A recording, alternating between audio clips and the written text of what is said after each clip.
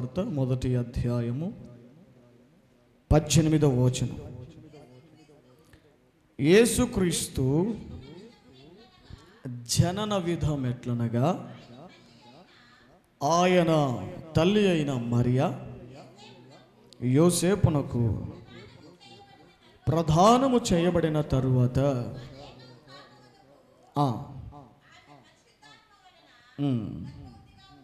Right, ఇక్కడ మరియమ్మ లేదా మరియా అనేటువంటి పేరు మనం చూస్తూ ఉన్నాం. ప్రథముగా నూతన నిబంధన, క్రొత్త నిబంధన ఈమె దగ్గర నుండే, ఈ స్త్రీ విషయంలో ఈమె దగ్గర నుండి ఈ క్రొత్త నిబంధన అనేటువంటిది ప్రారంభించబడుతుంది. మనము మరియా అనగానే వెంటనే గుర్తొచ్చేది యేసు ప్రభు యొక్క తల్లి. స్త్రీలందరిలో, భూమి మీద ఉన్నటువంటి స్త్రీలందరిలో ఆమె గొప్ప స్త్రీ, పుణ్యవతురాలు. ఎవరు? పునీత పుణ్యవతురాలు. గమనించాలి, ఆమె గొప్పది, గొప్ప స్త్రీ. స్త్రీలందరిలోనే ఆశీర్వదింపబడిన స్త్రీ. ఎలిజబెత్ పరిశుద్ధాత్మతో నిండుకొని చెబుతుంది, స్త్రీలలో నీవు ఆశీర్వదింపబడిన దానవు అంటారు. హల్లెలూయా. స్త్రీలందరిలో నీవు ఒక ఆశీర్వదించబడిన దానవి. నీ గర్భము దీవించబడింది. ఈ రోజుటికి ప్రపంచ మానవాళి కూడా యేసు ప్రభును ఎంతగా గౌరవిస్తారో, దాని తర్వాత మరియమ్మ గారిని కూడా అంతగానే గౌరవిస్తారు. ఆమెను అంతవరకే మనం చూడగలగాలి, కానీ దేవునికి ఇవ్వవలసిన స్థానాన్ని ఆమెకు మనం ఇవ్వటానికి వీల్లేదు. కారణం ఏంటంటే ఆమె కేవలం స్త్రీ మాత్రమే. ఆమె కేవలం స్త్రీ, స్త్రీలలో గొప్ప స్త్రీ, ఆశీర్వదింపబడినటువంటి స్త్రీ. యెరూషలేములో ఎంతోమంది కన్యకలు ఉన్నా,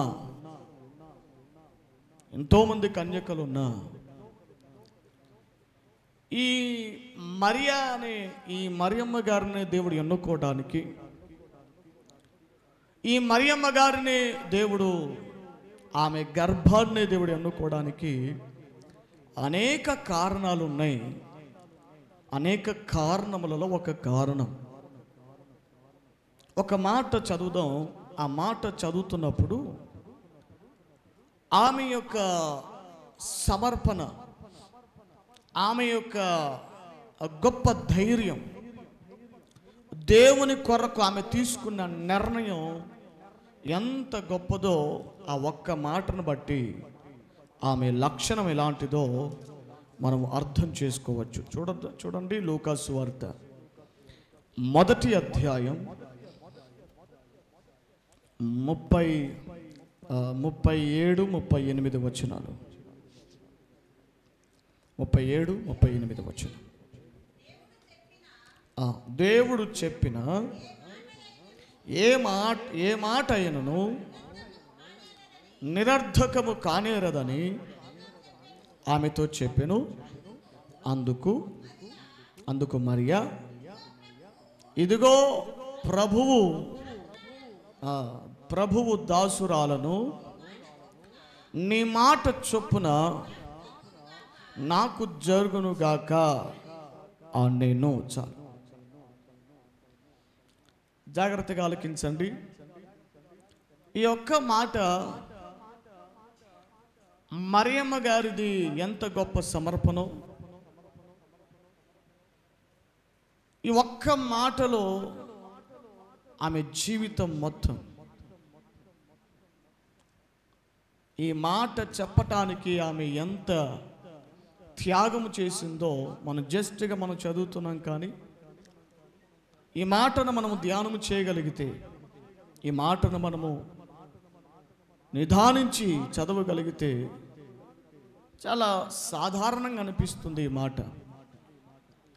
కానీ ఈ మాట చెప్పటానికి మరియమ్మ గారు చాలా వెల చెల్లించింది.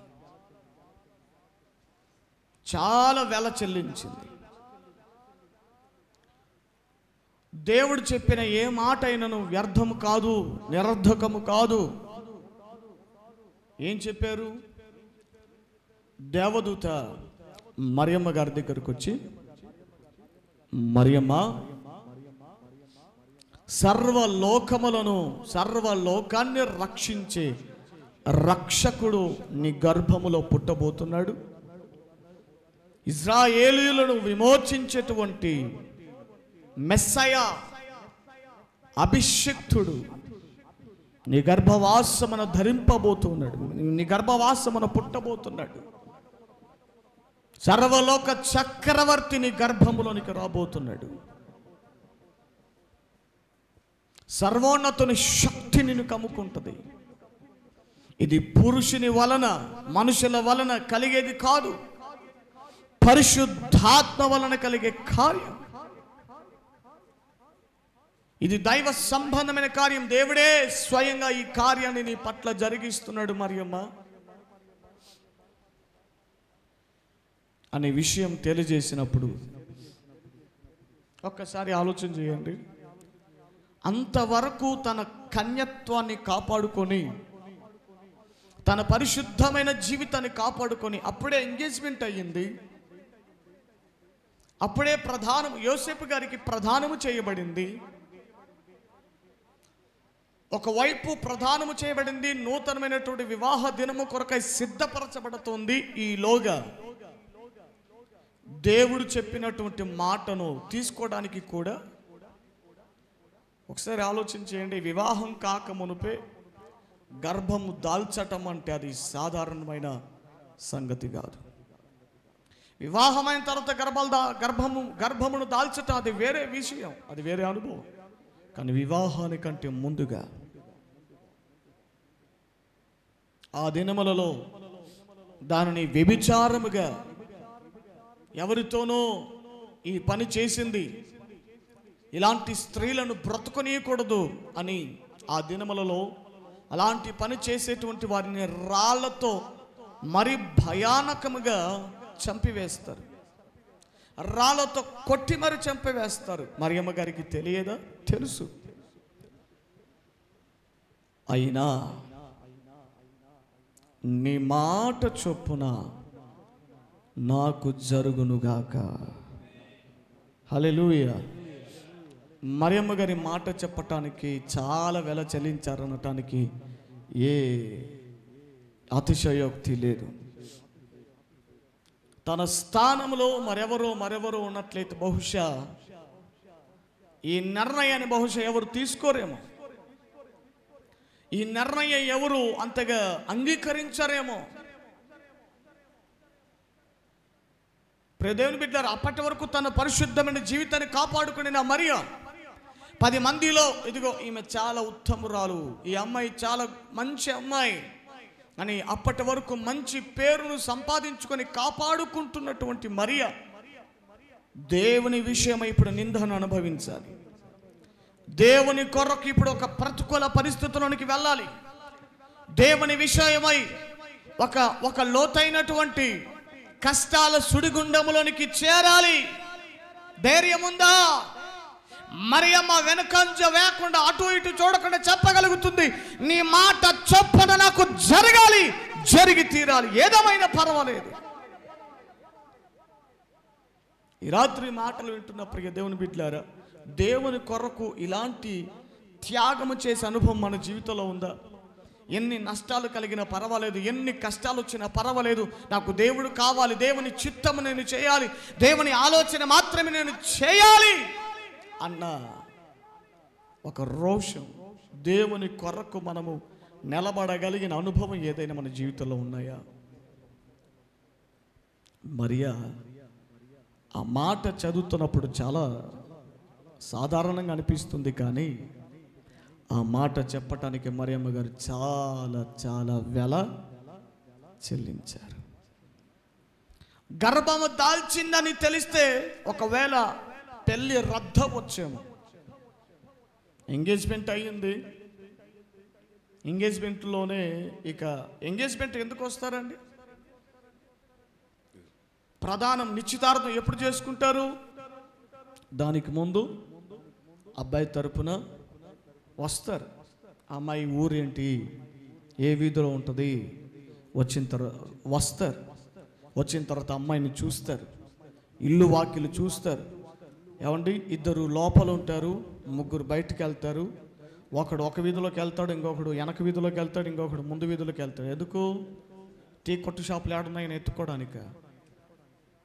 ఇథనాల షాపులు ఏడుంటాయని ఎతకడానిక? విచారణ. అమ్మాయిది మంచిదా కాదా? తేడాదైతే ఇంటికి వస్తే ఇల్లు కొల్లేర ఇద్ది, కృష్ణా నది అవుతుంది, పెన్నా నది అవుతుంది. బాబోయ్, ఎంత భయమో కదా, ఎంత భయమో. నిశ్చితార్థము వరకు రావడానికి వారు ముందు ఎన్నో కార్యాలు జరిగే ఉంటాయి. ఈ ఎంగేజ్మెంట్ కార్యంలోనికి రావడానికి దానికి ముందు ఎన్నో నిర్ధారించుకొనవలసిన ఎన్నో విషయాలు జరిగిపోయాయి.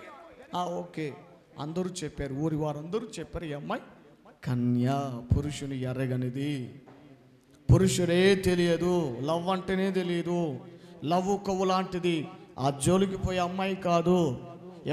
ఈ అమ్మాయికి తెలిసిందల్లా ప్రార్థన చేసుకోవడము, పాటలు పాడుకోవటము, దేవుని సన్నిధికి వెళ్ళటం, మందిరాలకు వెళ్ళటం, దేవుని సేవకులతో ఉండటం, పరిచర్య చేయటం, దేవుని మందిరంలో వాడబడటం, లేదా బయటికి లేదా ఇంటికి రావటం, ఇంతే. విచారణ చేసుకున్నారు. విచారణ చేసుకున్న తర్వాత ఈ అమ్మాయే మాకు కావాలి.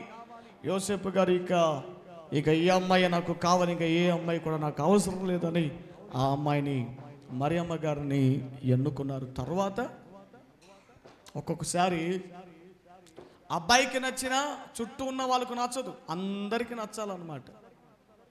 చేసుకున్నోడికి లేని ఇబ్బంది ఎవడు చూసుకున్న వాళ్ళకి కొన్ని ఇబ్బందులు వస్తూ ఉంటాయి. చేసుకున్నోడికి ఏ ఇబ్బంది ఉండదు. కొన్ని సందర్భాల్లో చూసుకున్న వాళ్ళకి కొన్ని సందర్భాలు ఇబ్బందులు ఉంటాయి.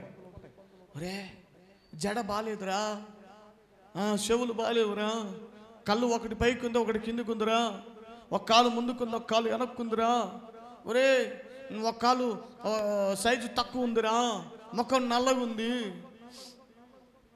అదేంటో అబ్బాయి తరపున వెళ్ళిన కొంతమంది ఈడు నల్లగున్నాడన్న సంగతి చూసేవారు, కానీ ఒరే అమ్మాయి ఏం బాగాలేదురా, నల్లగా ఉందిరా, అవతల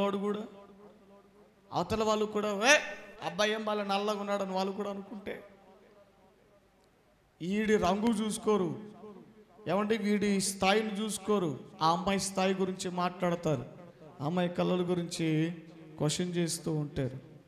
వీడేమో 3 అడుగులు ఉంటాడు, ఆ అమ్మాయి వీడి మీద 1 అడుగు ఎత్తు ఉంటేనేమో ఒరే అంత ఎత్తు లేదురా, పొట్టిగుందరా అని అంటారు.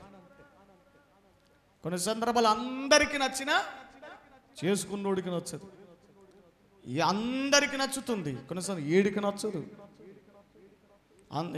కొంతమంది అడవిగాడిద లాంటి వాళ్ళు ఉంటారు, ఇస్మాయిల్ లాంటి వాళ్ళు.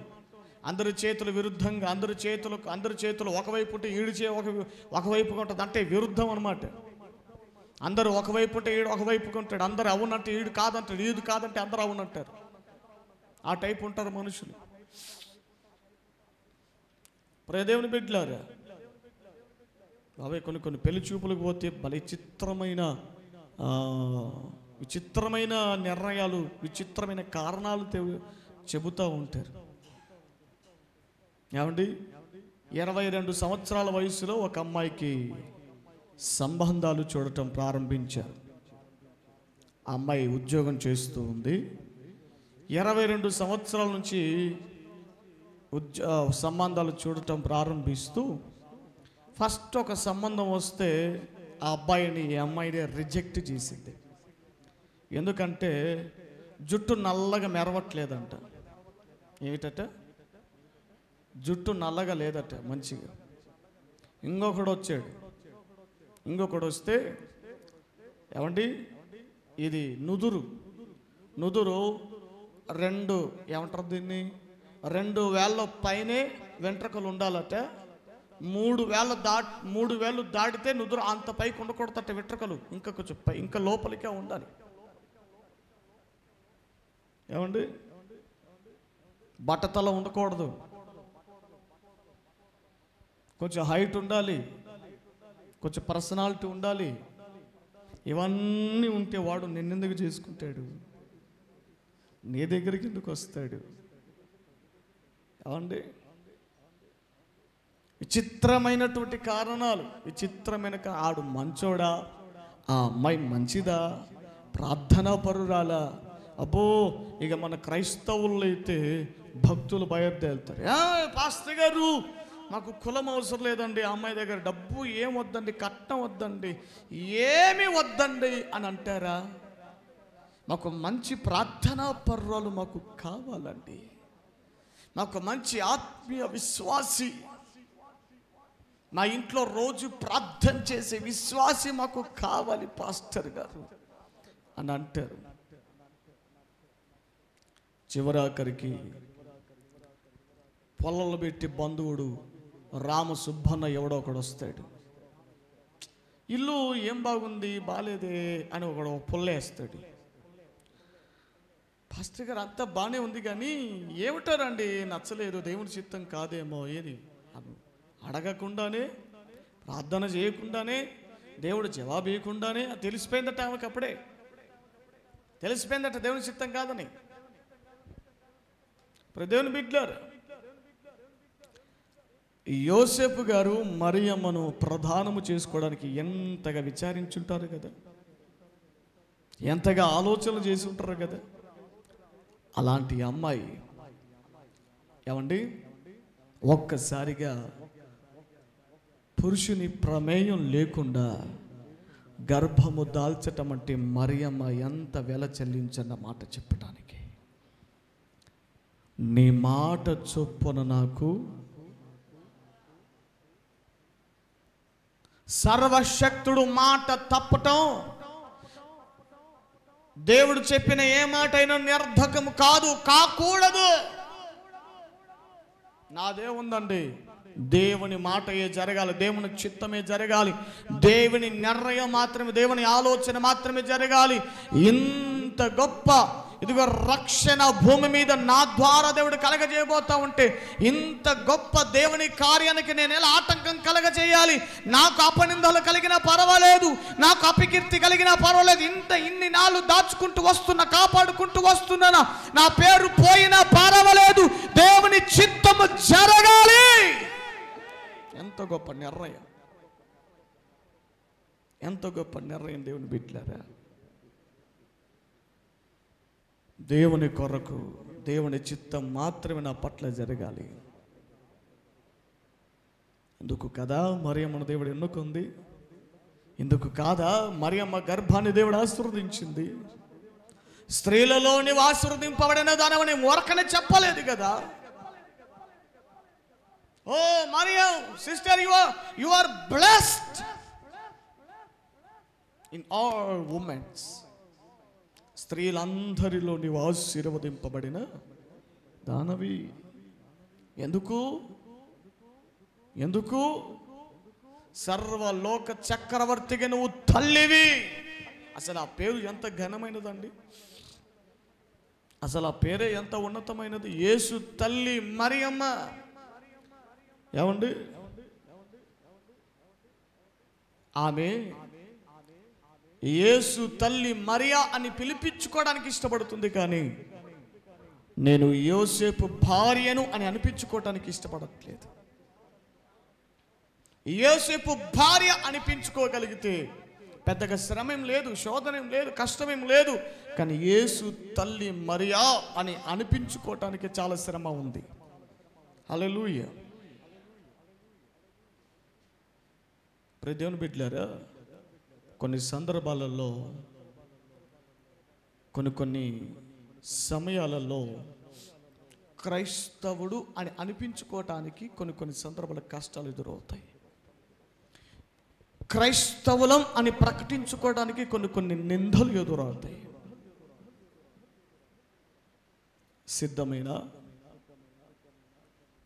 జగన్ గారు ఒకటి తీసుకొచ్చారు కదా, ఎన్నికలు దగ్గర పడుతున్న వేళ సిద్ధం సిద్ధం సిద్ధం, ఆయన ఎన్నికలకు సిద్ధమని పిలుపునిచ్చారు. క్రైస్తవులముగా, క్రైస్తవుడు అనే పేరు చేత పిలవబడటానికి ఆ పేరును బట్టి శ్రమలు అనుభవించటానికి, ఆ పేరును బట్టి రాగల దినములలో శోధనలను అనుభవించటానికి, ఆ పేరును బట్టి రాగల దినములలో కొంతమంది మనుషుల ద్వారా వ్యతిరేకమైనటువంటి పరిస్థితులను ఎదుర్కోవడానికి సిద్ధమా?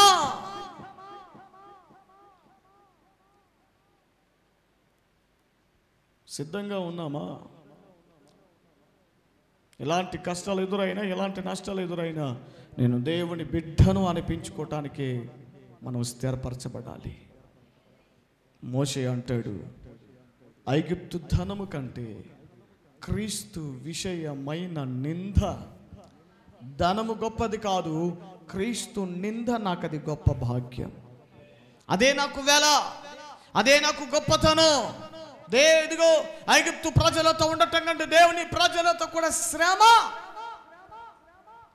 శ్రమ భాగ్యమని ఎంచుకుంటున్నాడు, నింద భాగ్యమని ఎంచుకుంటున్నాడు. ఈ రాత్రి మాటలు వింటున్న ప్రియ దేవుని బిడ్డలారా, ఈ మరియా ఎవరి మరియా? దేవుని కొరకు శ్రమలనైనా, అవమానములనైనా, నిందలనైనా, ఎవరి ప్రతికూల పరిస్థితులనైనా దేవుని చిత్తము తన పట్ల జరగటానికి శ్రమలకు తల వంచి, ఎవండి శోధనలకు, అవమానములకు తల వంచినటువంటి స్త్రీలందరిలో ఆశీర్వదింపబడిన మరియా. హల్లెలూయా. రెండవ మరియమ్మ గారిని గురించి ధ్యానము చేద్దాం. ఒక్కొక్క లక్షణమే చెబుతాను, ఎందుకంటే ఒక్కొక్కరిలో ఉన్న లక్షణాలు విడమర్చి చెప్పాలంటే సమయం ఉండదు. కాబట్టి ఒక్కొక్కరి గురించి ఒక్కొక్క లక్షణాన్ని మాత్రమే మనం ధ్యానం చేద్దాం. చూడండి, మత్తయి సువార్త రెండవ మరియమ్మ గారి గురించి ధ్యానం చేద్దాం. మత్తయి సువార్త 27వ అధ్యాయం 56వ వచనం. వారిలో మగ్దలేనే మరియయు, యాకోబు, యోసే అను వారి తల్లి అయిన మరియయు, జబదయి కుమారుల తల్లి ఉండిరి. చాలా జాగ్రత్తగా ఆలోచించండి. ఇక్కడ ఇద్దరు మరియమ్మలు కనబడుతున్నారు. ఇద్దరు మరియమ్మలు కనబడుతున్నారు. ఎవరట? ఒకటి మగ్దలేని మరియా, రెండవదిగా యాకోబు, యోసే అనువారి తల్లి. ఒక చోట యోహాను సువార్త 19:25లో క్లోప భార్య అయిన మరియా అని వ్రాయబడింది. అంటే ఈమె భర్త పేరు కూడా వ్రాయబడింది. చూద్దాం, అది ఆ మాట కూడా సరి చూడండి. యోహాను సువార్త 19వ అధ్యాయం 25వ వచనం. ఆయన తల్లియు, ఆయన తల్లి సహోదరియు, క్లోప భార్య అయిన మరియయు,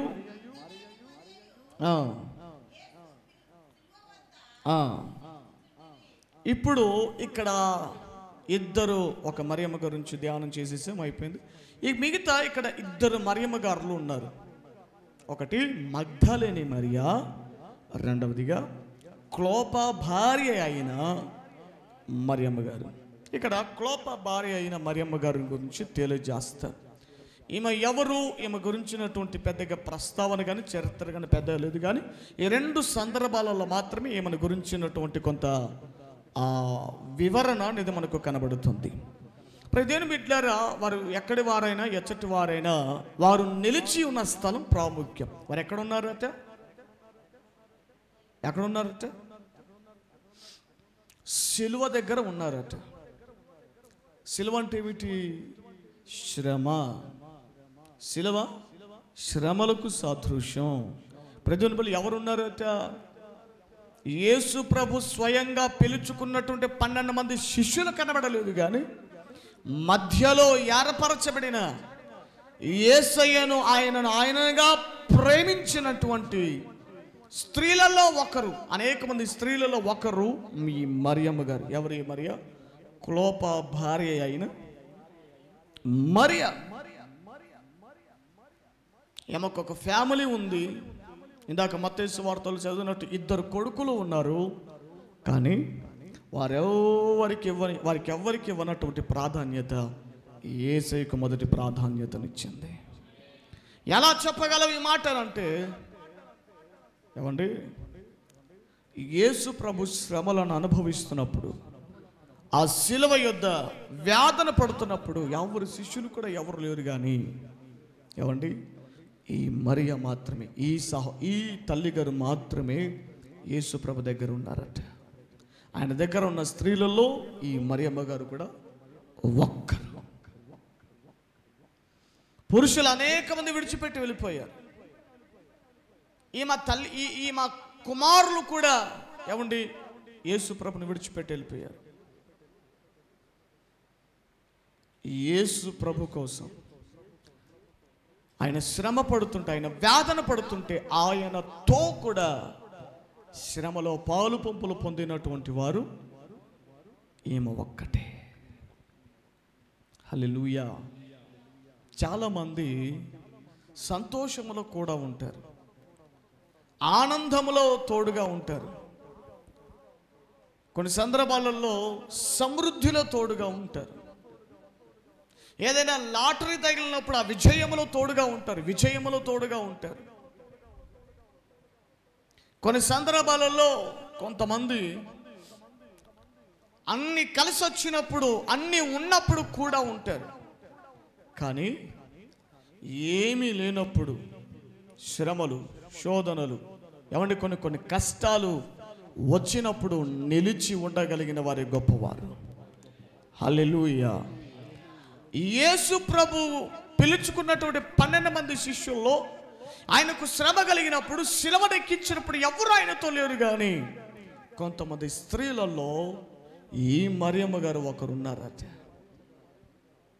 ఎందుకు శిష్యులు దూరం అయిపోయారు? అయ్యో, ఆయన శిష్యులమని ఇదిగో తెలిస్తే మమ్మల్ని కూడా సెలవేస్తారు, మమ్మల్ని కూడా చెరసాల వేస్తారని భయపడిపోయేది. పరుగులు పెట్టుకొని ఎవరికి వారు ఏమండి ఎడమైపోయారు. కానీ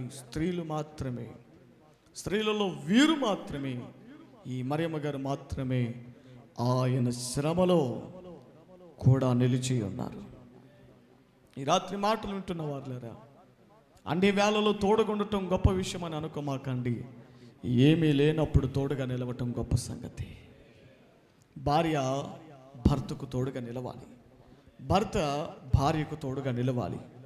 అవండి, అలాగే ఓ సేవకుడు అనేటువంటి నేను, మీరు సమృద్ధిలో ఉన్నప్పుడు మీకు అందుబాటులో ఉండటం కాదు, మీకు ఏమీ లేనప్పుడు ఓ సేవకునిగా నేను మీకు అందుబాటులో ఉండగలిగితే అదే నా నిజమైన సేవకత్వం. హల్లెలూయా. అలాగే ఒక విశ్వాసులుగా ఓ సేవకునికి ఏదైనా శ్రమలు వచ్చినప్పుడు, ఓ సేవకునికి ఏదైనా నిందలు వచ్చినప్పుడు, సేవకుడు ఏదైనా ప్రతికూల పరిస్థితిలో వెళుతున్నప్పుడు మేమున్నామయ్యా అని సమృద్ధిలో ఉన్నప్పుడు చెప్పడం కాదు. కానీ ఏమంటే ఇలాంటి ఏదైనా ప్రతికూల పరిస్థితులు వచ్చినప్పుడు మేము మీతో ఉన్నాం అని ధైర్యపరచగలిగి ఏమంటే సహకారం ఇవ్వగలిగితే అది గొప్ప విషయం. ఆమేన్. మన ఆత్మీయ తండ్రి గారి విషయం మనకు తెలిసిందే. తండ్రి గారి మీద, నాన్నగారి మీద కొన్ని అపనిందలు మోపినప్పుడు, శుభమా ఏమ్మా అంత నిద్రపోతున్నావు, సరే, నాన్నగారి మీద కొన్ని నిందలు వేసినప్పుడు సంఘం 2 చీలికలు అయ్యింది. సంఘం శ్రమకు గురి చేయబడింది. సేవకురాలు అమ్మ ఏమంటే శ్రమకు గురి చేయబడ్డారు. నాన్నను పట్టుకొని చేయని నిందకి, చేయని తప్పుకు, చేయని పాపానికి ఏమండి నింద మోసాడు, అవమానమును భరించాడు, చెరసాలను కలిపి జైల్లో పడివేస్తే ఎవరండి ఆయనతో కూడా నిలిచింది? ఎవరండి ఆయనతో నిలిచింది? యేసయ్య ఉంటారులే, దేవుడు ఎప్పుడు ఉంటారు. ఎవరండి నిలిచింది? మా పాస్టర్ గారు అలాంటోడు కాదయ్యా, మా సేవకుడు అలాంటోడు కాదు, మా దైవజనుడు అలాంటోడు కాదయ్యా, మా కోసం నిత్యం ప్రార్థన చేసేటోడు మా చెయ్యి ఎలా పట్టుకుంటాడండి, మా కోసం కడుపు కట్టుకున్నవాడు, మా కోసం ఉపవాసాలు ఉన్నవాడు, మమ్మల్ని బిడ్డల్లాగా ఎంచినవాడు మాకు తండ్రిలాగా ఉన్నాడు, మా చెయ్యిని ఎలా పట్టుకుంటాడండి అని పోలీస్ స్టేషన్ దగ్గరికి వెళ్ళి అప్పటి విశ్వాసులు కొంతమంది శ్రమలో నాన్నగారికి తోడుగా నిలిచారు. దేవునికి స్తోత్ర. ఈ రోజుల్లో కొన్ని చోట్ల సేవకుల మీద నిందలేసేటువంటి వారు ఎక్కువగా ఉన్నారు. ఏమండి, మరికొన్ని చోట్ల మరికొన్ని సందర్భాలలో సేవకుడు దాటుకుని వెళ్ళిపోయిన తర్వాత వెనకాల గుసగుసలాడేవారు ఎక్కువ మంది, సేవకుని విషయమై విరోధముగా మాట్లాడేటువంటి గుంపు సైన్యం ఎక్కువ మంది. కానీ సేవకుడి యొక్క ఏమండి వెనకాల ముందున్నటువంటి లేదా వెనకల ఉన్నటువంటి కత్తిపోట్లను, వెనకనున్నటువంటి అవమానములను అర్థం చేసుకొని సేవకుల శ్రమలలో, సేవకుల అవమానములలో, సేవకులు పడుతున్న పాట్లలో ఎంతమంది కూడా నిలవగలుగుతూ ఉన్నారు. దేవునికి స్తోత్రం. హల్లెలూయా. ఈ రోజున కృపన్న గారు ఈ రోజున ఈ మిస్పా పరిచర్యను ఇంత ధైర్యకరంగా, ఇంత జయప్రదంగా జరిగిస్తున్నాడంటే ఒకటి దేవుడు, ఆయన కృప. రెండవదిగా ఇబ్బందుల్లో, కొన్ని ప్రతికూల పరిస్థితుల్లో విశ్వాసులు తోడై నిలిచి ఉన్నారు. వారిని బట్టి కూడా ఈ పరిచర్య ముందుకు సాగిపోతుందని చెప్పటానికి నేను చాలా ప్రభునందు సంతోషిస్తున్నాను. అలాంటి విశ్వాసులు దేవుడు సంఘంను నిలిపాడు. అండ్ ఒకవైపు ఎంతోమంది ఏమండి మారిపోతున్నారు. ఎంతోమంది వచ్చేటువంటి వారు వస్తున్నారు, వెళ్ళిపోయేవారు వెళుతున్నారు. కానీ ఎవ్వరు కూడా చాలామంది వాళ్ళ వైపు చూడకుండా మా సేవకుడు ఏంటో మాకు తెలుసు, మా సేవకుడు ఉపదేశం ఏంటో మాకు తెలుసు, మా పరిచర్య ఏంటో మాకు తెలుసు, ఈ మిస్పా పరిచర్యలో ఉన్న విలువ మాకు తెలుసు. ఆ విలువను గుర్తించి ఆ ఉపదేశాన్ని హృదయంలో స్థిరపరచుకున్నారు. కాబట్టి శ్రమలు ఎదురైనా పాస్టర్ గారు రేకుల కింద ఉండమన్నా రేకుల కింద ఉంటున్నారు, గుడారాల కింద ఉండమన్నా గుడారాల కింద ఉంటున్నారు. రేపటి నన్ను స్లాబ్ కింద ఉండమన్నా ఉండగలుగుతారు. అటు గొప్ప విశ్వాసం దేవుడు నాకు ఇచ్చాడు. హల్లెలూయా, హల్లెలూయా. నా ప్రేమనేటువంటి బిడ్డలారా, నాకు చాలా ఆశ ఉంది, ఏదో చెయ్యాలి, విశ్వాసులకు ఇంకా మంచి మంచి వసతులు కలగచేయాలి, ఇంకా మంచి మంచి వసతులు ఏర్పాటు చేయాలి. చలికాలం వచ్చినప్పుడు ఇబ్బంది అవుతుంది, ఎండాకాలం వచ్చినప్పుడు ఇబ్బంది, వర్షాకాలం వచ్చినప్పుడు ఇబ్బంది అవుతూ ఉంది. ఏదో ఒకటి చెయ్యాలి, మంచి వసతులు ఏర్పాటు చేయాలని హృదయంలో చాలా తపన ఉంది. I have a vision but I have no provision అన్నమాట.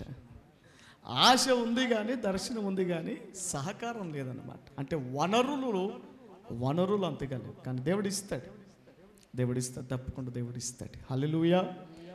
ఏదో చేస్తాడు, ఏదో ఇస్తాడని ఈ రోజున మిస్పా పరిచర్యలో 100 మందిలో 70 మంది ఎలాంటి ఆలోచన ఎవరికి లేదు. అలాంటి ప్రగాఢ నిశ్చయితను ఏదైతే చెప్పగలను. సేవకుడు రేపటి దినాన, మా పాస్టర్ గారు రేపటి దిన 4 అంతస్తుల చర్చి కడతాడు అనే ఆలోచనతో ఎవరు ఇక్కడ ఉండట్లేదు. హల్లెలూయా. సేవకుని ప్రేమిస్తున్నారు. రేపటి దినాన అంత బిల్డింగ్ కట్టినా కట్టకపోయినా, అంత బిల్డింగ్ ఉన్నా లేకపోయినా, ఈ రేకుల షెడ్డు ఉన్నా రేకుల షెడ్డు లేకపోయినా, ఏమండి ఆయన రాకడ వచ్చే వరకు, మా పోకడ జరుగు వరకు మా సేవకుడు కృపా పాస్టర్ గారి మా పరిచర్య మిస్పా పరిచర్య. దేవునికి స్తోత్రం. హల్లెలూయా.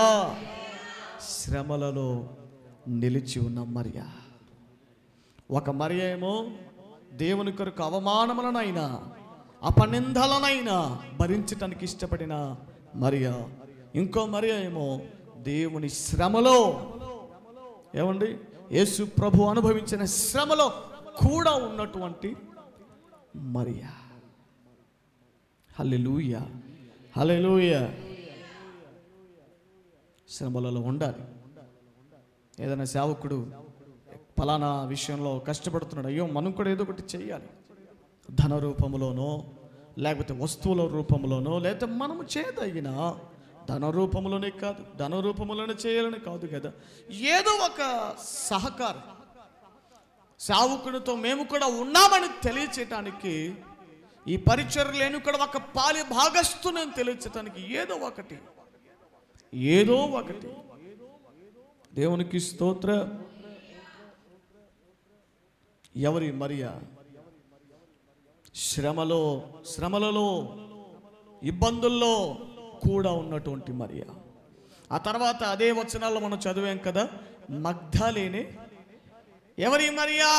మగ్దలేనే మరియా. ఎందుకు యేసు ప్రభుతో ఉంది? ఆమెకున్నటువంటి కృతజ్ఞత ఎంతో గొప్పదండి, ఎంతో గొప్పది.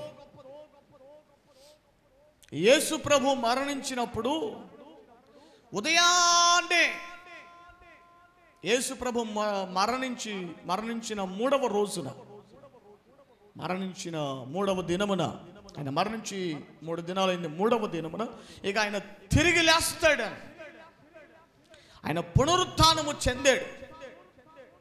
ఆ మూడవ రోజున పొద్దున్నే యేసు ప్రభును ఉంచినటువంటి ఒక సమాధి దగ్గరికి పొద్దున్నే ఏమండి ఒక గుంపు ఆడజనాంగం బయలుదేరింది, ఒక గుంపు స్త్రీల సమూహం బయలుదేరింది. మగోడు ఎవడు పోలే, ఆడోళ్ళు పోయిన తర్వాత మగోడు వెళ్ళాడు తర్వాత.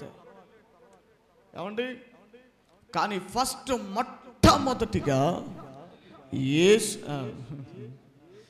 యేసు ప్రభు సమాధి దగ్గరికి వెళ్ళి ఆయన సమాధిని తోడుకొని పోవడానికి, ఆయన సమాధిని ఎత్తుకొని పోవడానికి, లేదా ఆయననే ఎత్తుకొని పోవడానికి మొట్టమొదటిగా వచ్చింది ఎవరు అంటే మగ్దలేనే మరియా. హల్లెలూయా. మగ్దలేనే మరియా.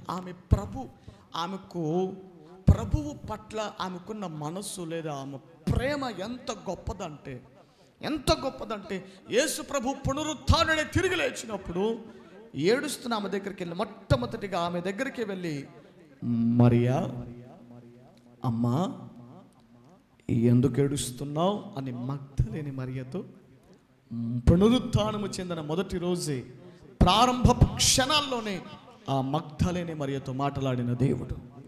కారణం ఏంటి? ఈ మరియమ్మ యేసు ప్రభు జీవించిన దినాలలో ఎక్కడికి వెళ్తుంటే, ఏ ప్రాంతానికి వెళ్ళినా, ఏ పల్లెలకు వెళ్ళినా ఈమె ఉన్నది. శ్రమ వేసినప్పుడు కూడా ఉన్నది, శ్రమలలో కూడా ఉన్నది. ఇప్పుడు యేసు ప్రభు మరణించిన తర్వాత కూడా అయ్యా ఆయనను ఎక్కడ పెట్టారో, ఎందుకంటే ఆయన పొద్దున్నే సమాధి దగ్గరికి వెళ్ళిపోయింది, ఉదయాన్నే సమాధి దగ్గరికి వెళ్ళిపోయింది.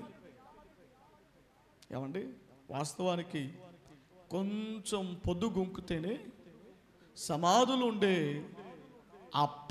ఆ రోడ్డు దాటాలంటేనే మగవాళ్ళకే కొంత అటు ఇటుగా భయంగా అనిపిస్తూ ఉంటుంది కదా.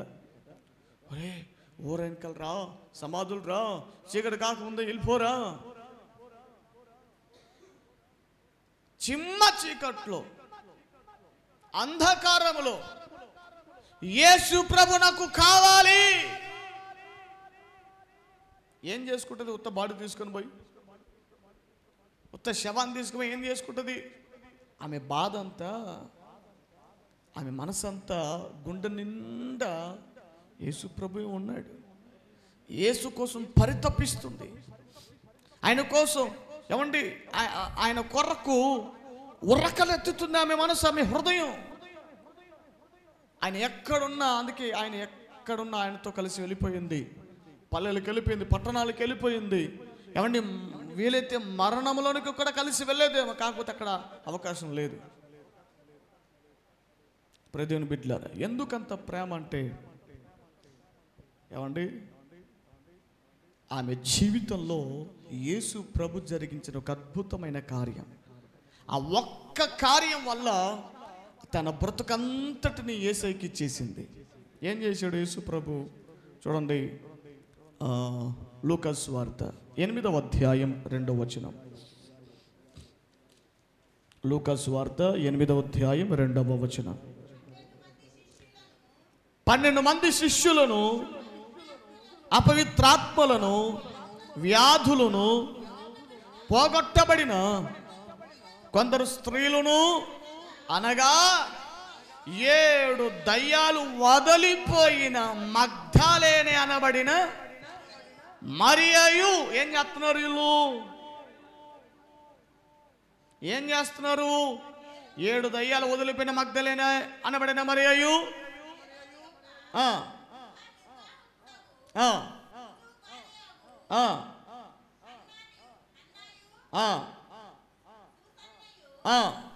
ఆయనతో కూడా ఉండిరి.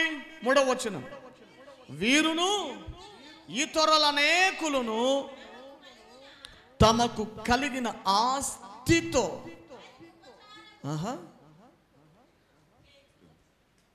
అనేకులను తమకు కలిగిన ఆస్తితో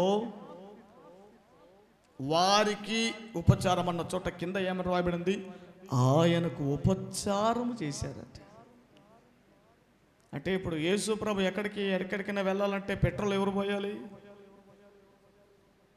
ఇప్పుడు ఒకసారి ఆలోచన చేయండి. వాళ్ళ ఆస్తితో దేవునికి ఉపచారం చేశారట. ఈ స్త్రీలు యేసు ప్రభుతో ఎక్కడికి వెళ్ళాలన్నా బస్సు ఛార్జీలైనా ట్రావెలింగ్ ఛార్జీలైనా ఆడ భోజనాల ఖర్చులు ఎవరు భరిస్తున్నారట?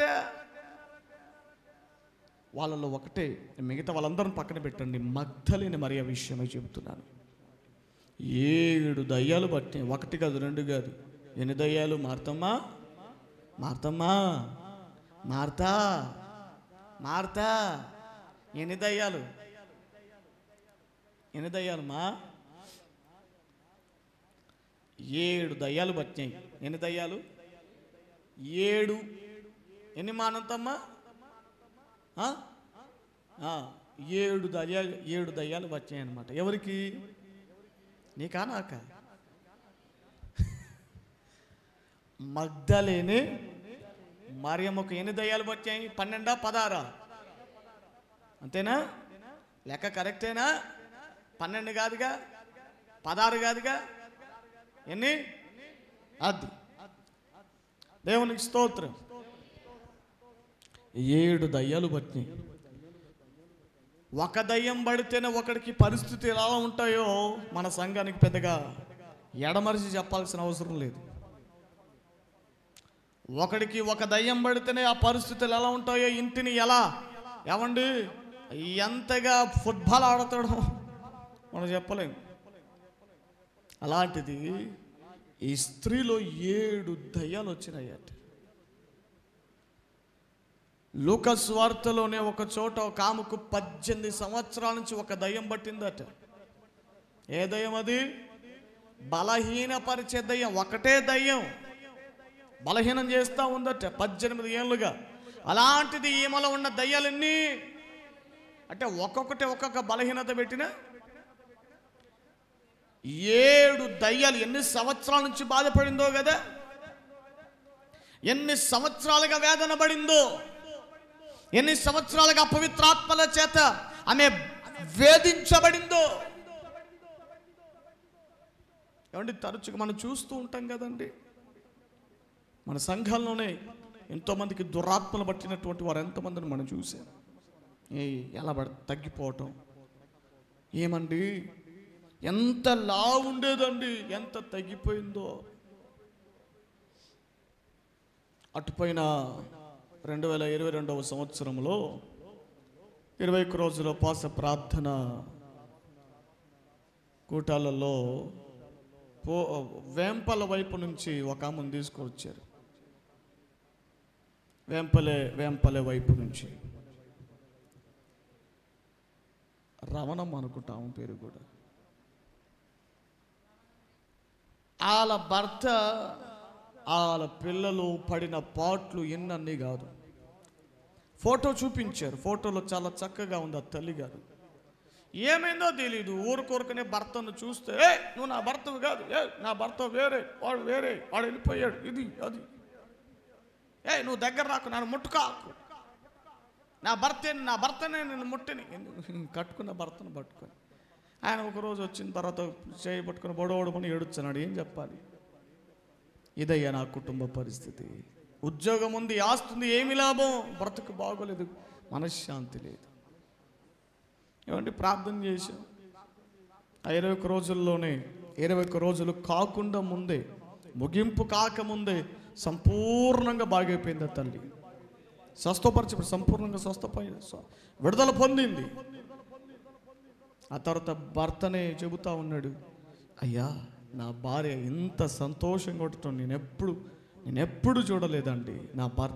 నా భార్య ఇప్పుడు నన్ను భర్తగా అంగీకరించింది, నన్ను సంతోషంగా స్వీకరించి నాతో బాగా మాట్లాడుతుంది, ఆహా ఊహు అని ఆనందపడ్డా.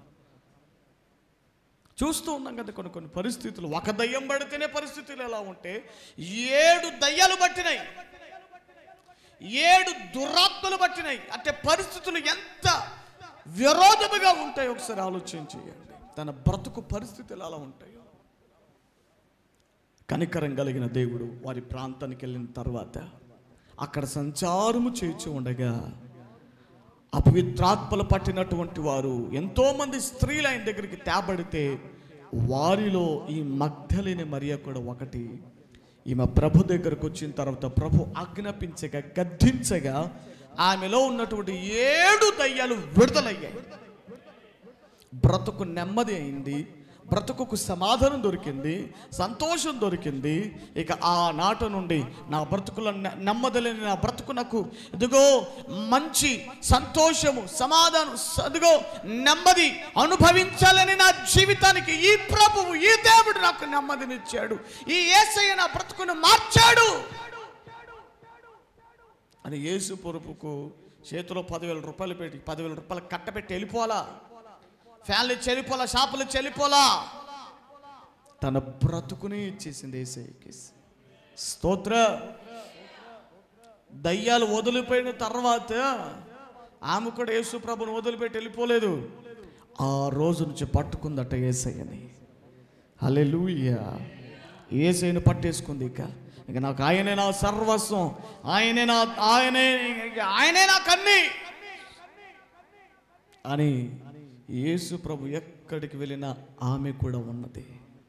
అని ఎక్కడికి వెళ్ళినా ఆయనతో కూడా ప్రయాణం చేసింది. ఆయన కష్టంలో తోడుగా ఉన్నది.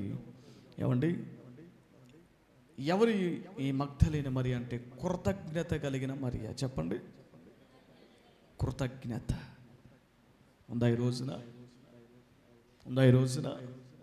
దేవుని ఎడల దావీదు అంటాడు, ప్రాణమా ఆయన చేసిన ఉపకారములలో దేనినైనను మరచిపోవద్దు అని గొప్ప కార్యాలు జరిగించాడు. ఈ ఉద్దేశం నీలో ఉందా? దేవుడిని పట్ల చేస్తున్న కార్యాలకు దేవునికి నువ్వు ఎంత కృతజ్ఞతగా ఉన్నావు? నువ్వు దేవుడిని పట్ల చేస్తున్న కార్యాలకు తగినట్టుగా నువ్వు దేవునికి ఎంతగా ప్రాధాన్యతనిస్తున్నావు? నీ రోగం బాగు చేసింది, నీ వ్యాధిని కుదిర్చింది, నీ బ్రతుకును మార్చింది, నీకు ఈ రోజున నీకంటూ ఒక స్థితిని ఇచ్చి, నీ రోజున నీకంటూ ఒక పరిస్థితిని కలగజేసి, నీకంటూ కుటుంబం అని ఇచ్చి, ఈ రోజున ఒకప్పుడు నీ బ్రతుకుతో పోలిస్తే ఈ రోజు నీ బ్రతుకు సంతోషములతో సమాధానంతో నడిపించబడుతుంది. కారణం ఎందుకు? దేనికి? ఎందుకు నీ బ్రతుకును మార్చాడు? దేనికోసం? యేసయ్య నీ బ్రతుకులో ఇదిగా ఉన్నత కార్యాలు జరిగించాడు, అద్భుతాలు జరిగించాడు, స్వస్థతలు జరిగించాడు. దేనికి? అప్పుడప్పుడు వస్తావని కాదు, అప్పుడప్పుడు ఆదివారానికి ఒక్కసారి దేవునికి కనబడతావని కాదు, ఆదివారం పూట మాత్రమే దేవుని జ్ఞాపకం చేసుకుంటావని కాదా, దేవునికి ప్రాధాన్యతనిస్తూ నీ బ్రతుకును ఆయనకి ఇస్తావని, నీ హృదయంలో స్థానం ఆయనకి ఇస్తావని. ఇస్తున్నామా? యేసు ప్రభును తీసుకెళ్ళిపోవడానికి సమాధి దగ్గర కూడా వెళ్ళిపోయిందట. ఈరోజు మన ప్రేమ ఎంతగా ఉంది దేవుని మీద? ఈరోజున దేవుని ఎడల మనం ఎంత కృతజ్ఞత కలిగి ఉన్నాం? దేవుని ఎడల మనం ఎంత నమ్మకత్వాన్ని మనం కలిగి ఉన్నాం? ఆమె తన ఆస్తితో యేసు ప్రభువుకు ఉపచారం చేసిందట. నా బ్రతుకునే మార్చేశాడు, ఇక నుంచి నా డబ్బు, నా ధనం, నాకున్నదంతా ఆయనకే ఖర్చు చేయాలి. హల్లెలూయా. ఏ రోజైనా ₹1 అయినా, ఇదిగో పాస్టర్ గారు ఇది దేవుని సేవకు వాడండి, ఇదిగో ఈ 3 రోజులు మీటింగ్ పెట్టారు కదా, ఒక్కరోజు ఈ సభకు వాడండి అయ్యా, ఏ ఒక్క రోజైనా మన ధనం, మన డబ్బుతో ఎప్పుడైనా దేవునికి సహకరించగలిగామా? దేవుని పనిని ఏనాడైనా మనం చేయగలిగామా? దేవుని కార్యాలను మనం ఏనాడైనా చేయగలిగామా? మన డబ్బును దేవుని కొరకు ఖర్చు చేసిన అనుభవాలు. ఇదిగో పాస్టర్ గారు, ఇదిగో ఈ డబ్బు తీసుకోండి, ఎక్కడైనా స్వార్థ కూటం పెట్టండి, ఇదిగో ఈ డబ్బు తీసుకోండి, ఈ డబ్బుతో ఏదైనా మంచి ఏదైనా కొనండి, చర్చిలోకి ఏదైనా వస్తువు కొనండి అయ్యా, మందిరానికి దేవునికి ఉపయోగపడగలిగిన, దేవుని పనికి ఉపయోగపడగలిగినది ఏదైనా కొనండి. ఎంతసేపు ఏమండి మీ ధన సంపదను పెంచుకోవడానికి ఇష్టపడుతున్నారు, కానీ దాని విషయంలో ధ్యాస ధ్యానం పెడుతున్నారు, కానీ ఏమండి దేవుని కొరకు ఇది చేయాలి, ఇదిగో ఇంత డబ్బు ఉంది కదా, ఇంతలో కొంత దేవుని కొరకు వాడాలి, దేవుని పని కొరకు వాడాలి. ఇదిగో దేవుని సేవకులు, మనం వెళ్ళలేం కదా కొన్ని ప్రాంతాలకు, దేవుని సేవకులు అనబడిన వారు దేవుని పని చేస్తున్నారు కదా, ఇదిగో నా డబ్బు దేవుని పనిలో కొంత వాడబడాలి. ఎప్పుడైనా ఉందా ఇలాంటి కృతజ్ఞతను దేవుని ఎడల? ఎప్పుడైనా మనం వెల్లడి చేసామా? ఇలాంటి కృతజ్ఞతను మనం ఏనాడైనా వెల్లడి పరిచామా? ప్రయోజనం వీట్లేరా? నాకు తెలిసిన ఒక తల్లిగారు ఉన్నారు. ఆమె ఇంటికి ఎప్పుడు ప్రార్థన చేసినా, ఆమె ఎప్పుడు మందిరానికి వచ్చినా, నా బ్రతుకులో చిన్నప్పటి నుంచి చూస్తున్నాను, ఏమండి వేరే ఊర్లో ఉంటుంది, 10 రూపాయలకు మించిన కానుక ఆమె బ్రతుకులు ఏనాడు ఇచ్చినట్టుగా ఈ రోజు వరకు నేను ఎరుగను. 10 రూపాయలకు మించిన కానుక ఏ రోజు కూడా నేను ఇవ్వలేదు. ఇదిగో ఇది పలానా దానికండి, ఇదిగో ఇది దశం భాగం అండి, లేదా ఇది పలానా మీటింగ్ అండి, ఇది మందిరానికండి, ఈ రోజు వరకు కూడా ప్రియ దేవుని బిడ్డలారా, మరి మనం ఎలా ఉంటుంది? దేవుని ఎడల మన కృతజ్ఞత ఎలా? ఎన్ని గొప్ప కార్యాలు మన పట్ల చేస్తున్నాడు, ఎన్ని ఉన్నత కార్యాలు ప్రభు మన పట్ల చేస్తున్నాడు. మరి దేవునికి నీ కృతజ్ఞత ఎలా చూపిస్తున్నావు? దేవునికి ఏమండి నువ్వు నీ నమ్మకత్వాన్ని ఎలా నువ్వు చూపించగలుగుతున్నావు? ఈ మగ్దలేని మరియా కృతజ్ఞత కలిగినటువంటి మరియా. ఆ తర్వాత యోహాను సువార్త 12వ అధ్యాయం 3వ వచనములో లాజరు సహోదరి అయిన మరియమ్మ గారు అక్కడ మనకు కనబడతారు. లాజరు సహోదరి అయిన మరియా. ఈ మరియాలో ఉన్నటువంటి ఉత్తమమైనటువంటి లక్షణం ప్రభువే చెప్పారు. మార్తా నీవైతే అనేక పనులను బట్టి విచారపడుతున్నావు, కానీ నీకు కావాల్సింది ఒకటి. మరియా అయితే ఉత్తమమైన దానిని ఏర్పరచుకుంది. దేవుడే సాక్ష్యం ఇచ్చాడు. ఏమిటి ఆమెలో ఉన్న ఉత్తమమైనది? దేవుని పాదాల యొద్ద గడిపే అనుభవం. హల్లెలూయా. దేవుని పాదాలు గడపటం గొప్ప కాదు, ఆయన పాదాల దగ్గర కూర్చొని ఆయన బోధ వింటూ బ్రతికిపోయిందట. దేవుని స్తోత్రం. ఈ రాత్రి మాటలు వింటున్న వారులారా, ఈ రోజున ఎన్ని పనులున్నా, ఎన్ని బిజీ షెడ్యూల్స్ మనకున్నా, దేవునికంటూ సమయాన్ని ఇచ్చి దేవుని సందులు గడపగలుగుతున్నామా? దేవుని వాక్యాన్ని మనం వినటానికి ఇష్టపడుతున్నామా? అన్ని ఆసక్తితో బాగా చేస్తాం, కానీ అదేమిటో వాక్యం దగ్గరకు వచ్చేసరికి, వాక్యం చదివే దగ్గరకు వచ్చేసరికి, వాక్యం వినే దగ్గరకు వచ్చేసరికి ఆ అనుభవాలు మారిపోతూ ఉంటాయి, ఆ స్థితిగతులు మారిపోతూ ఉంటాయి. ఎవరి మరియా అని అంటే యేసు ప్రభు బోధను వినటానికి ఏమండి తీర్మానించుకునేటువంటి మరియా. ఆ తర్వాత నేను త్వర చెప్తున్నాను. అపోస్తల కార్యముల గ్రంథం 12వ అధ్యాయం 12వ వచనం. ఈ మరియా ఎవరంటే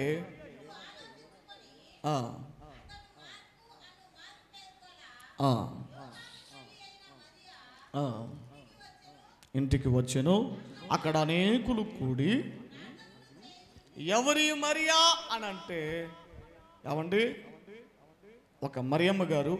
ఈమెలో ఉన్న ఉన్నతమైన లక్షణం ఏమిటంటే, ప్రజలను బిడ్డలారా, తన ఇంటిని ప్రార్థన చేయటానికై పరిశుద్ధులు కూడుకునే స్థలముగా తన ఇంటిని మార్చివేసుకుంది. హల్లెలూయా. ఈరోజు మన కుటుంబాలలో అలాంటి అనుభవాలు ఉన్నాయా? మన ఇళ్ళల్లో అలాంటి అనుభవాలు ఉన్నాయా? నెలకు ఒక మారు, 2 నెలలకు ఒక మారు, 3 నెలలకు ఒక మారు ఏమండి మన కుటుంబాలలో ప్రార్థనలు జరుగుతున్నాయా? ప్రార్థన కూటాలు జరుగుతున్నాయా? ఉపవాసమనో లేకపోతే కృతజ్ఞత కూటమనో ఏ చిన్నదానికైనా మొదటిగా మన కుటుంబాలలో ప్రార్థనలు జరుగుతున్నాయా? ప్రదేవుని బిడ్డలారా, విశ్వాసులకు ఉండవలసిన మంచి లక్షణం ఏంటంటే దుఃఖం వచ్చినా సంతోషం వచ్చినా ఫస్ట్ ఇంట్లో కూటం పెట్టి దేవుని బిడ్డలతో పంచుకోవాలి. ఇంట్లో ప్రార్థన కూడిక పెట్టేసి, అయ్యా ఇదిగో పలానా అపజయం కలిగింది ప్రార్థన చేయనని కూటం పెట్టేయాలి. ఇదిగో పలానా విజయం దేవుడిచ్చాడని కృతజ్ఞత కోసం కూటం పెట్టేయాలి. ఏమండి మరి కొంతమంది ఇళ్ళలో ప్రార్థన పెట్టించుకోవాలంటే ఏమంటే చాలా పిసినార్తనంగా ఆలోచన చేస్తుంటారు. ఏమంటే పిసినార్తనంగా ఆలోచన చేస్తుంటారు. అమ్మో ప్రార్థన పెట్టించుకోవాలంటే అన్నం పెట్టాలేమో, భోజనాలు పెట్టాలేమో, ఇంతమంది వచ్చారు భోజనాలు ఆడబెట్టాలి. పిసినార్తనం. ఎక్కడ నీ పిసినార్తనం? దేవుని దగ్గర, దేవుని బిడ్డల దగ్గర. ఎక్కడ పిసినార్తనం చూపిస్తున్నావు? రోగం వచ్చి హాస్పిటల్కి పోతే 30,000 కట్టాలి అని డాక్టర్ చెప్తే, లేదయ్యా 10,000 కడతానని బేరం ఆడతావా? టమాటకాయలు బేరం ఆడినట్టు. వాడు కట్టమంటే అంతే కడతాం. వైద్యుడి కంటే గొప్పవాడు దేవుని కంటే వైద్యుడు గొప్పవాడా? హాస్పిటల్ కంటే ఏమండి దేవుని బిడ్డల సహవాసం గొప్పదా? దేవుని బిడ్డల కంటే హాస్పిటల్ ఏమంటే అక్కడ ఆ అనుభవం గొప్పదా? ప్రదేవుని బిడ్డలారా, మన ఇల్లు దేవుని బిడ్డలు నివాసము చేయగలిగిన చోటుగా మారాలి. ఆమేన్. మన ఇంటిలో ఒక మంచి ఆత్మీయ వాతావరణం చోటు చేసుకోగలగాలి అంటే అప్పుడప్పుడు పరిశుద్ధల పాదాలు, దేవుని బిడ్డల పాదములు, రక్షించబడినటువంటి దేవుని బిడ్డల పాదాలు ఏమంటే మన గృహాలలో నిలపబడాలి. ఆమేన్. చివరిగా ఒక మరియమ్మ గారి గురించి చెప్పి నేను ముగిస్తాను. రోమీయులకు రాసిన పత్రిక 16వ అధ్యాయం 6వ వచనం. ఇవాళ కొంచెం ఆలస్యమైంది, ఏమనుకో మాకండి, త్వరగా ముగిస్తా. ఒక మాట చెప్పి ముగిస్తే, రోమీయులకు రాసిన పత్రిక 16వ అధ్యాయం 6వ వచనం. మీ కొరకు బహుగా ప్రయాసపడిన మరియకు వందనములు. స్తోత్ర. ఈ మరియమ్మ గారు ఎవరు అనంటే అపోస్తలుల సేవలో స్వార్థ భాగంలో అనేకులను రక్షణలోనికి నడిపించటానికి ప్రయాసపడిన వారిలో ఈ మరియమ్మ గారు కూడా ఒక్కరై ఉన్న మరియమ్మ గారు. ఎంతసేపు మన బిడ్డల కోసం, మన కుటుంబాల కోసం ప్రయాసపడుతున్నామే కానీ ప్రియదేవుని బిడ్డలారా, దేవుని కొరకు ఇదిగో సంఘానికి నూతన ఆత్మలను కొంతమందికి స్వార్థ చెప్పి వారిని దేవుని సంధికి నడిపించాలి, ప్రయాసపడాలి అనే ఆలోచన ఎప్పుడైనా ఉందా? మొన్నటి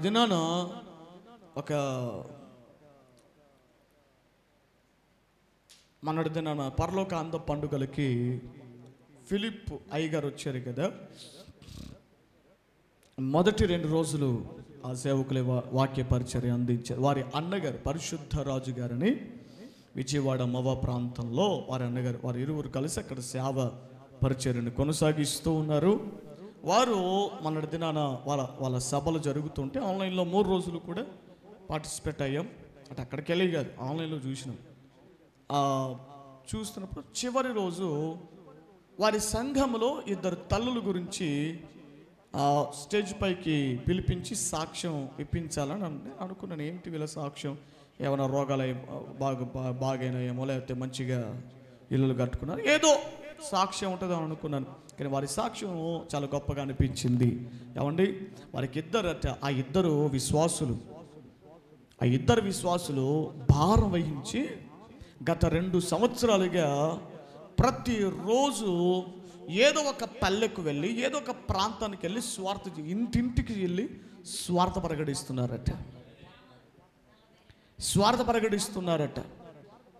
ఏమండి, ప్రయాసపడ వాళ్ళు మామూలు కూడా కాదు, వాళ్ళ పిల్లలు అమెరికాలో సెటిల్ అయిపోయారు, మంచి ఆస్తిపరులు, మంచి సమాజంలో మంచి ఆస్తి, ఆ పరపతి, మంచి పొజిషన్ కలిగినటువంటి వారు, గెజిట్ ఆఫీసర్స్ అట, ఒక ఆఫీసర్లు ఉన్నారు వాళ్ళ ఇళ్ళల్లో.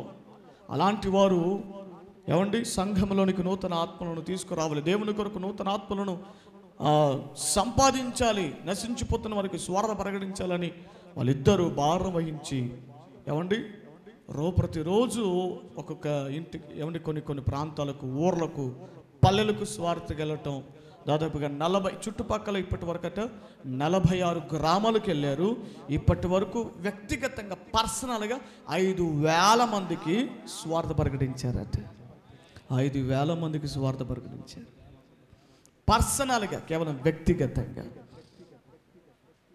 ఈ రాత్రి మాటలు వింటున్న వారులారా, ఈ రోజున ఓ సేవకులు మాత్రమే స్వార్థ చేయాలి, సేవకులు మాత్రమే ఎక్కడున్న వారు పరిచర్య చేయాలి, వాళ్ళు మాత్రం దేవుని అది కాదు. మీరు పల్లెలకు వెళ్ళాలి, మీరు అది చేయమని కాదు. మీరు ఎక్కడున్నా ఉద్యోగాలు చేస్తున్నారా, ఆ ఉద్యోగాలు చేసే చోట, పనులు చేస్తున్నారు, పనులు చేసే చోట ఏమండి మీ చుట్టూతో ఎవరో ఒకరు ఉంటారు కదా, వాడు పిల్లోడా, ముసలోడా, ముక్కోడా, ఏమంటే ఎవడో ఒకడు ఉంటాడు కదా, వారికి దేవుని మాట ప్రకటించి ప్రయాసపడు. మీకు అద్భుతమైన సంగతి చెప్తాను, దేవుని కొరకు నువ్వు కొన్ని మాటలు చెప్పగలిగితే నీ బ్రతుకులో అది ఆశీర్వాదకరమైన దేవుని అవుతుంది. అది చాలా గొప్ప ఆశీర్వాదపు అనుభవాలుగా మిగిలిపోతాయి. పిల్లలు కూడా కాలేజీకి వెళ్తున్నప్పుడు, స్కూల్కి వెళ్ళినప్పుడు తోటివారికి చెప్పాలి, యేసుప్రభు ఎంత గొప్ప దేవుడో, యేసుప్రభు లోకానికి వచ్చినప్పుడు ఏం చేసినాడో చెప్పాలి, సువార్త చెప్పాలా, దేవుని కొరకు ప్రయాసపడాలి. నువ్వు వచ్చే లోపల నీ ద్వారా 10 కుటుంబాలైన మందిరానికి వచ్చాయన్న సాక్ష్యం కాపాడుకోగలగాలి. హల్లెలూయా చెప్పాలి.